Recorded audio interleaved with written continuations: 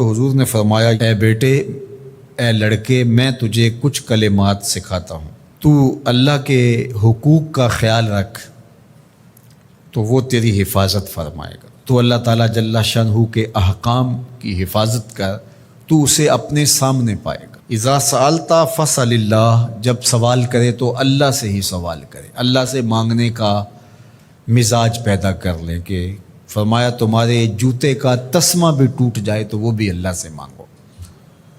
ضرور بازار میں جاؤ دکاندار سے، لیکن حقیقی طلب اللہ سے ہونی چاہیے۔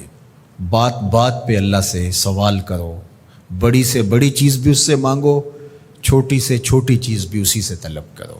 ہماری ساری ضرورتوں کا کفیل ہمارا رب، ہمارا مالک ہے۔ تو دوسری نصیحت یہ کی کہ جب تو استعانت طلب کرے، مدد طلب کرے تو اللہ سے ہی استعانت طلب کرے۔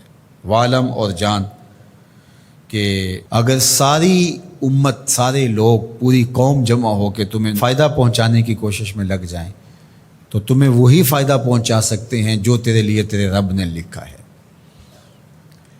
اور فرمایا وَإِنِ اجْتَمَعُوا عَلَىٰ أَن يَضُرُّوكَ بِشَيْءٍ، اور اگر تمہیں نقصان پہنچانے کے درپے ہو جائیں، لَمْ يَضُرُّوكَ إِلَّا بِشَيْءٍ قَدْ كَتَبَهُ اللَّهُ عَلَيْكَ، تو تجھے صرف وہی نقصان پہنچا سکتے ہیں جو اللہ نے تیرے لیے لکھا ہے۔ سارا زمانہ بھی مخالف ہو جائے، تیرا کچھ نہیں بگاڑ سکتا۔ ہاں، تیرے مقدر میں اگر کوئی چیز، کوئی بگاڑ لکھا ہے تو وہ ہوگا، اس کا ذریعہ وہ بن جائیں گے۔ تو اس لیے پھر اسی سے مانگو، اسی سے طلب کرو۔ رفعت الاقلام وجفت الصحف، جو لکھنا تھا اللہ نے لکھ دیا، لکھنے کے بعد قلم اٹھا لیا گیا اور جن صحیفوں پہ لکھا تھا وہ خشک ہو گئے۔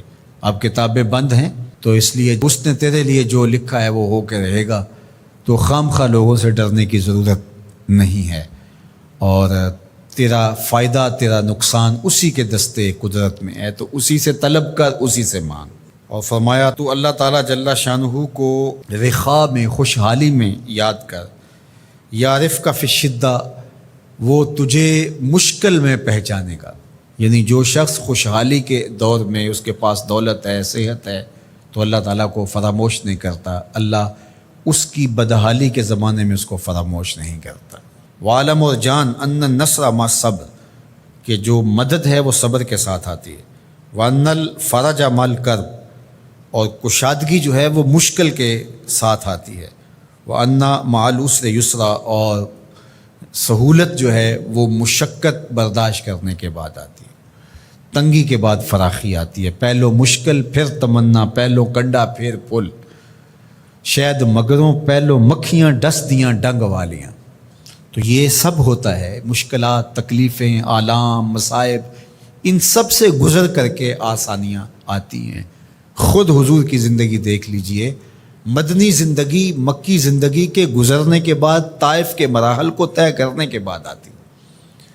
تو ہم ڈائریکٹ اگر چاہیں مکی زندگی کو اختیار کیے بغیر اور طائف کی مشکلات اور سنگلاخ راستوں سے گزرے بغیر مدنی برکتیں حاصل کرنا، تو وہ نہیں پا سکتے۔ تو یہ اللہ تعالیٰ نے ایک نظام رکھا ہوا ہے۔